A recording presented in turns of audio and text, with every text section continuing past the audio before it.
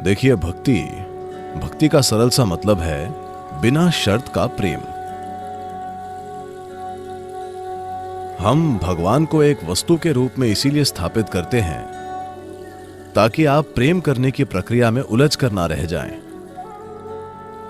ऐसा नहीं है कि आपके बगल में बैठे व्यक्ति से प्रेम करना किसी भी तरह भगवान से प्रेम करने से कम है। पर आपकी समस्या यह है कि अगर आप आपके बगल के व्यक्ति से प्रेम करना शुरू कर देते हैं तो आप उस व्यक्ति के साथ हर तरह की उलझनों में पड़ना शुरू हो जाते हैं। इसीलिए भक्ति योग ने अपनी भक्ति का फोकस किसी दूसरी चीज पर किया है ताकि आप उलझे नहीं। तो भक्ति चाहे आपके आसपास के लोगों के लिए हो, आपके चारों ओर के संसार के लिए हो, या आपके आसपास एक व्यक्ति के लिए हो, या आपके गुरु के लिए, या आपके भगवान के लिए हो, यह बिंदु नहीं है। भक्ति की वस्तु महत्वपूर्ण नहीं है। महत्वपूर्ण है आपकी भावनाओं की तीव्रता। ये इस बारे में है कि आप कितनी तीव्रता महसूस कर सकते हैं। भक्ति का अर्थ है विलीन हो जाना। So the path of devotion is the path of dissolution. तो भक्ति का मार्ग विलीन हो जाने का मार्ग है। आप जो भी महसूस करते हैं उसमें आप विलीन हो सकते हैं। उसके प्रति आपकी भक्ति होनी चाहिए। अब मान लीजिए आप में आपके बगल के व्यक्ति के लिए गहरा प्रेम है। बहुत कम लोग किसी दूसरे के लिए खुद को दे देने में सक्षम होते हैं। वे किसी और को खोज लेते हैं क्योंकि वे अपना खुद का जीवन चाहते हैं। हाँ, तो इस तरह का प्रेम प्रसंग बहुत ज्यादा भलाई नहीं करेगा, यह सिर्फ आपको उलझाएगा।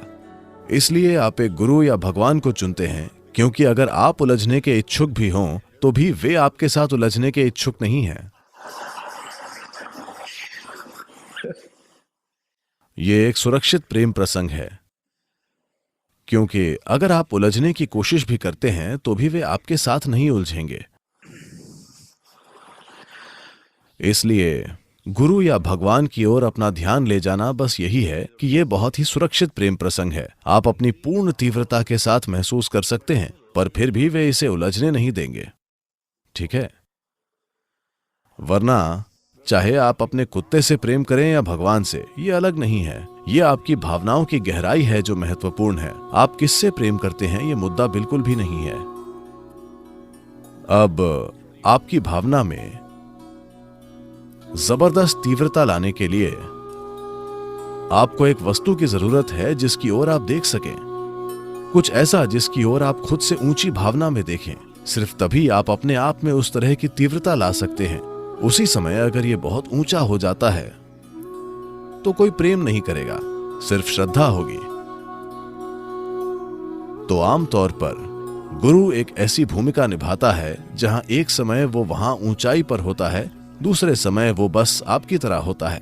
इसलिए आप हमेशा कंफ्यूज रहते हैं। आप समझ नहीं पाते कि उनको मनुष्य माने या भगवान। तो ये एक अच्छा कॉम्बिनेशन है क्योंकि अब आप उसे एक इंसान के रूप में प्यार कर सकते हैं, पर उसी समय उसे ऊपर रखकर उसकी ओर देख सकते हैं। तो वास्तव में इसमें कोई संघर्ष नहीं है। अगर आप इस तरह महसूस करते हैं तो ये अच्छा है।